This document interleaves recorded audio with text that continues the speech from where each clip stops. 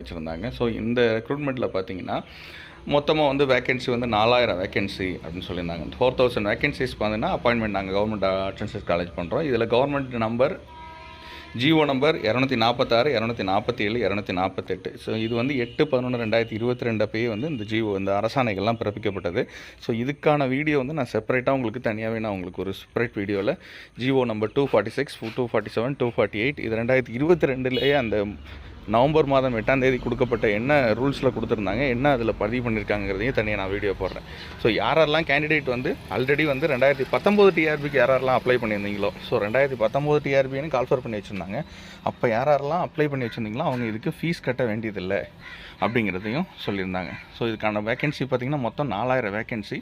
மொத்தம் அதுக்கான date of exam notification 14/3/2024 ஆரம்பிச்சு date of commencement of online mode பார்த்திங்கன்னா 28/3/2024 ஆன்லைன் சப்மிஷன் 29ஆம் தேதி வரைக்கும் கொடுத்துருந்தாங்க. டென்டேட்டிவாக ஆகஸ்ட் 4ஆம் தேதி எக்ஸாம் நடக்கும் அப்படிங்கிற உத்தேச தேதியில் சொல்லியிருந்தாங்க. இன்டர்வியூ வந்து நாங்கள் அந்த எக்ஸாம் முடிச்சுட்டு நாங்கள் டேட் அனௌன்ஸ் பண்ணுவோம் அப்படின்னு சொல்லி வச்சுருந்தாங்க. அதே மாதிரி ஆன்லைன் எக்ஸாம் 4/8/2024 வந்து டென்டேட்டிவாக சொல்லியிருந்தாங்க.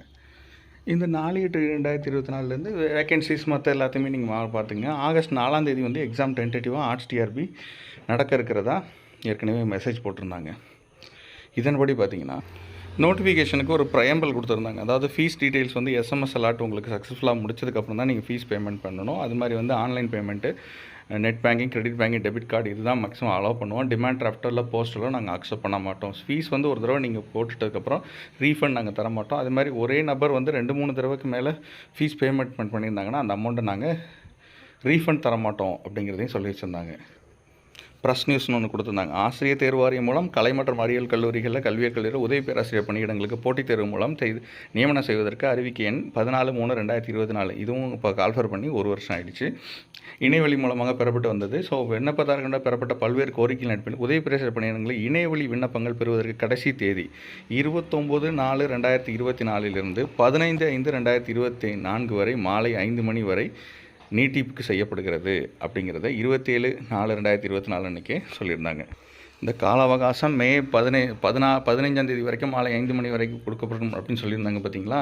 அதே இதை பத்திரிகை செய்தியாக நீங்கள் எடிட் ஆப்ஷன் ஒன்று பண்ணலாம். இதை யாரெல்லாம் பேமெண்ட் வந்து இதை விண்ணப்பதாரர்கள் இணையவழியில் திருத்தம் செய்யப்பட்ட அந்த அப்ளிகேஷன்ஸ் எல்லாம் பார்த்தீங்கன்னா பேராசிரியர் பணியிடத்துக்கு விண்ணப்பித்து கட்டணம் செலுத்தியவர்கள் தங்களின் விண்ணப்பத்தில் திருத்தம் செய்வதற்காக விரும்பினால் 16/5/2024 முதல் 19/5/2020 மாலை 5 வரை, அதாவது நீங்கள் எடிட் பண்ணுற ஆப்ஷன். ஸோ எடிட் பண்ணுற ஆப்ஷனில் பார்த்தீங்கன்னா தேர்வு கட்டணம் சமர்ப்பித்து செலுத்திய பிறகு நீங்கள் சப்மிட் அப்படின்னு ஒரு கொடுக்கணும். ஃபைனல் சப்மிட்னு ஒன்று கொடுக்குற மாதிரி இருக்கும். நீங்கள் எடிட் பண்ணுறதெல்லாம் பேனல் மற்ற விஷயங்கள் ஃபீல்டு தான் மாற்றிக்கலாம். பிரிண்ட்